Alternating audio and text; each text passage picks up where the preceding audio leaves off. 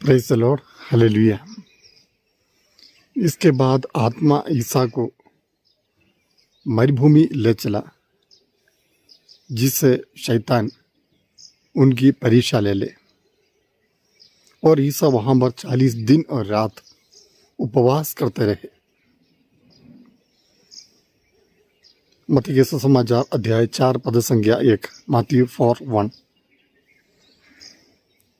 Catholic कलीसिया में इन दिनों में बड़े उपवास काल की शुरुआत हो रही है। सिरो मलबार कलीसिया में कल से इसकी शुरुआत हो रही है, जबकि लैटिन कलीसिया में बुधवार से बड़ा उपवास काल की शुरुआत हो रही है। जब उपवास काल में विश्वासी प्रवेश करते हैं, 40 दिन का उपवास या 50 दिन का उपवास जब हम करते हैं, एक बात प्रभु हमारे ध्यान में आज लाना चाहता है, वो यह है कि उपवास काल में, प्रार्थना के दिनों में, प्रायश्चित के दिनों में हमें पवित्र आत्मा से संचालित होना चाहिए। वचन में हमने देखा कि आत्मा ने यीशु को मरुभूमि में, निर्जन प्रांत में ले चला। मरुभूमि में ले जाने का कार्य, निर्जन प्रांत में एक व्यक्ति को ले जाने का कार्य पवित्र आत्मा ने किया। और प्रभु यीशु वहाँ पर पवित्र आत्मा के सामर्थ्य से 40 दिन और रात मरुभूमि में बिताता है। और उसके बाद परीक्षक उनकी परीक्षा लेने आता है।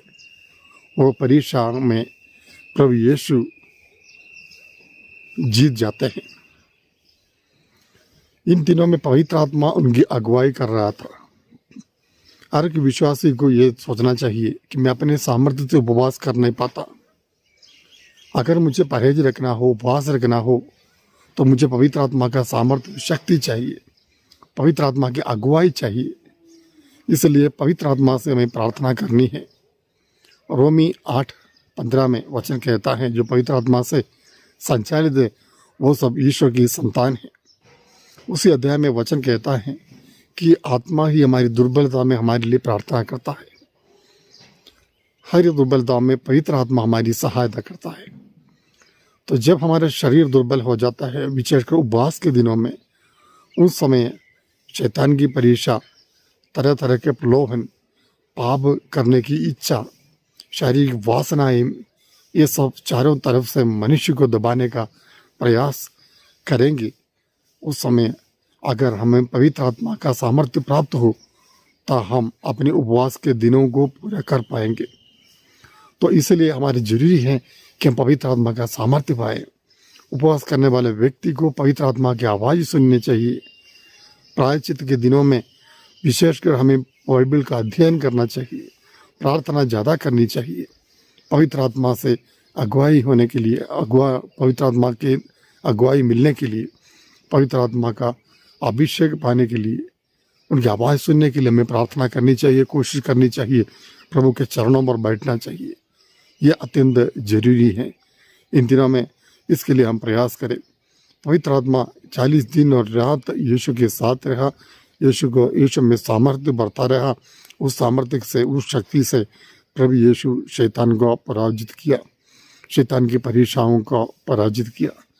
अगर हम पवित्र आत्मा के सामर्थ्य से नहीं, बल्कि अपने बल पर, अपने मनोबल पर, अपने सामर्थ्य पर निर्भर रहते हुए इस उपवास काल का पालन अगर हम करते हैं, उपवास करने का प्रयास हम करते हैं, तो जरूर हमारे सामने खतरा है। परीक्षक हमें पीछे हटाने के लिए ज़रूर प्रयास करेगा। शैतान का प्रलोभन के सामने हम टिक नहीं पाएंगे। तो प्यारे भाइयों और बहनों, हम पवित्र आत्मा के सामर्थ्य से भरें, अपने शरीर को कमज़ोर करें, ताकि आत्मा में हम मजबूत बने और इन दिनों में प्रार्थना में, भक्ति में, विश्वास में, भलाई के कार्य में हमें अपने आप को समर्पित करना चाहिए। प्रार्थना करें। धन्यवाद परमेश्वर आज के इस वचन के लिए। इन दिनों में हाँ प्रभु, जब कलीसिया उपवास के दिन की प्रारंभ कर रही है उस समय प्रभु हमें सामर्थ्य और शक्ति प्रदान कीजिए प्रभु।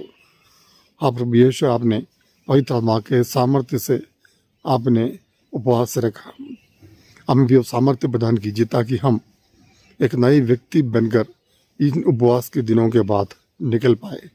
हालेलुया, आमीन। सर्वशक्तिमान ईश्वर पिता और पुत्र और पवित्र आत्मा आपको आशीर्वाद प्रदान करें। आमीन।